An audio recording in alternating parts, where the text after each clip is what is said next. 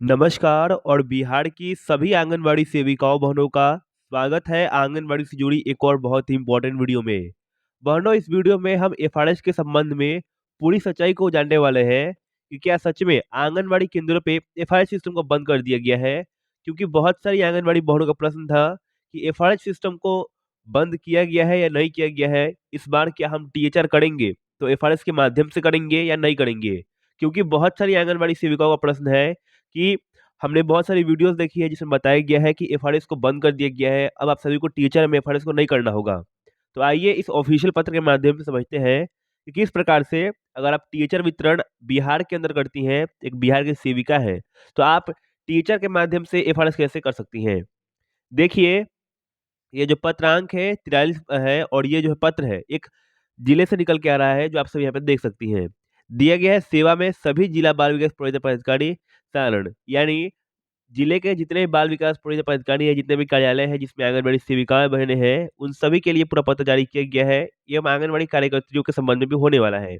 विषय पढ़ेंगी तो इसमें क्लियरली लिखा गया है कि लाभार्थी के टेक होम राशन यानी टीएचआर प्रदान करने हेतु पोषण ट्रैकर के माध्यम से फेशियल रिकॉग्निजिंग सिस्टम यानी एफआरएस के लागू करने के संबंध में, यानी लाभार्थी को टेक होम राशन टीएचआर के माध्यम से आप सभी सेविका बहनों को एफआरएस के माध्यम से टीएचआर करना होगा। और इसी के लिए पूरा पत्र यहाँ पे जारी किया गया है।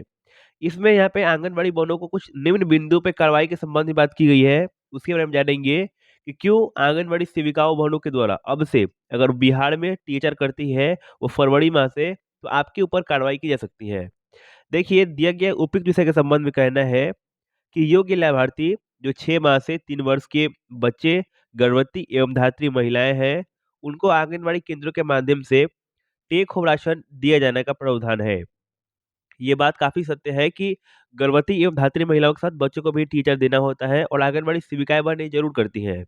प्रसंग पत्र के द्वारा उक्त योजना में गुणवत्ता में वृद्धि लाने हेतु टीएचआर राशन वितरण यानी टेक होम राशन टीएचआर को पोषण ट्रैकर के माध्यम से फेशियल रिकॉग्निजिंग सिस्टम के द्वारा दिनांक 1/1/2025 से सभी आंगनबाड़ी केंद्रों पर लागू किए जाने का निर्देश अधिसूचना दिया गया था।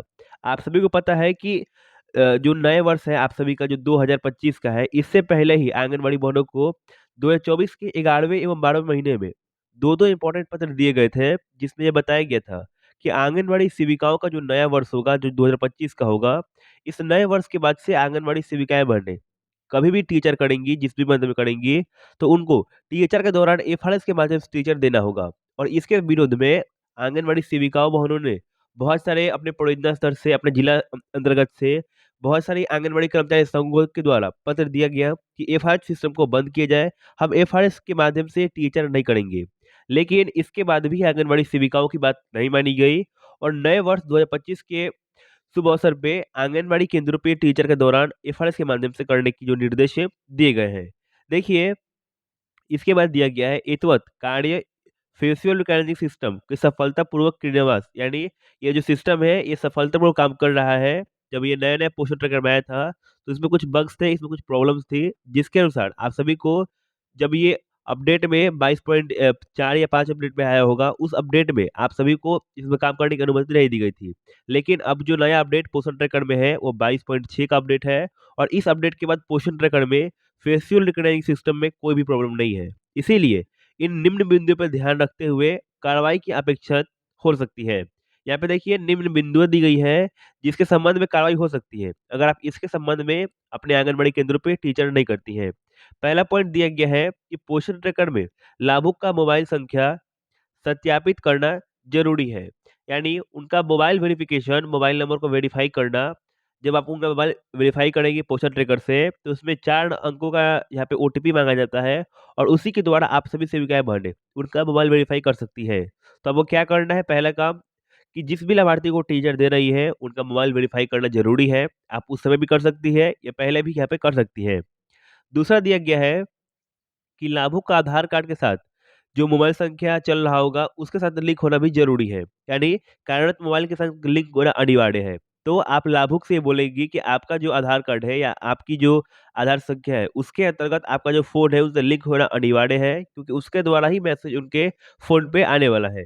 तीसरा जो दिया गया है कि पोषण ट्रैकर एप्लीकेशन के माध्यम से पंजीकृत 100% आयुष्मान हेल्थ अकाउंट यानी आभा आईडी बनाना भी अनिवार्य है, जो आंगनवाड़ी सेविकाओं की जिम्मेवारी होने वाली है। यानी आयुष्मान भारत हेल्थ अकाउंट आभा आईडी क्रिएट करती है आंगनबाड़ी बहनें, और आपको जिन भी लाभार्थी को टीचर या टेक होम राशन आंगनबाड़ी केंद्र में वितरण करेंगे, उनका आभा अकाउंट बनना काफी जरूरी है।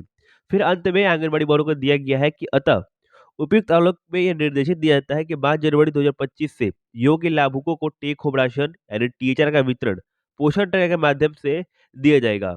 ये जो जानकारी है आप सभी के लिए, जो नए वर्ष जनवरी से ही लागू कर दी गई है, लेकिन अगर जनवरी आपका बीत चुका है, हालांकि आज 30 तारीख है यानी 30 जनवरी है, अभी तक बिहार में बहुत सारे प्रोविजन में टीचर कर दिए गए हैं और बहुत सारी सेविकाओं बहनों के द्वारा अपने केंद्रों पे इसी के माध्यम से यानी एफआरएस के माध्यम से ही टीचर किया गया है। तो आप सभी सेविकाएं बहन अगले मंथ यानी फरवरी मंथ से इसको अनिवार्य रूप से करें, और अपनी जो भी लाभार्थी को टीचर देती है, आप ऐसा कर सकती है कि आप उनका फोन अपने आंगनबाड़ी केंद्र में मंगा सकती हैं, वहीं पे फटाफट से उनका आधार सत्यापित कर ले और वहीं पे से उनका यह फोटो खींच सकती है, जिसके अनुसार आपका जो टीचर है 100% सक्सेसफुल हो जाएगा।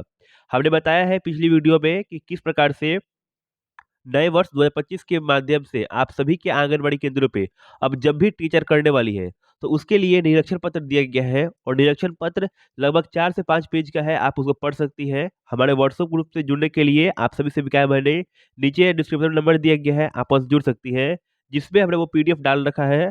आप वहां से उसमें पूरी जानकारी देख सकती हैं कि आखिर निरीक्षण पत्र होता क्या है, निरीक्षण पत्र के माध्यम से कैसे अधिकारी निरीक्षण करते हैं आंगनबाड़ी केंद्रों पे। साथ ही साथ अभी तक आपने वो वीडियो नहीं देखी है, तो आप हमारे चैनल पर जाकर देख सकती हैं, जिसमें हमने दो दो वीडियो बना कर रखा हुआ है। पहला तो है कि टीएचआर के माध्यम से निरीक्षण किस प्रकार से होने वाला है, और दूसरा कि आखिर निरीक्षण पत्र में क्या क्या दिया गया है।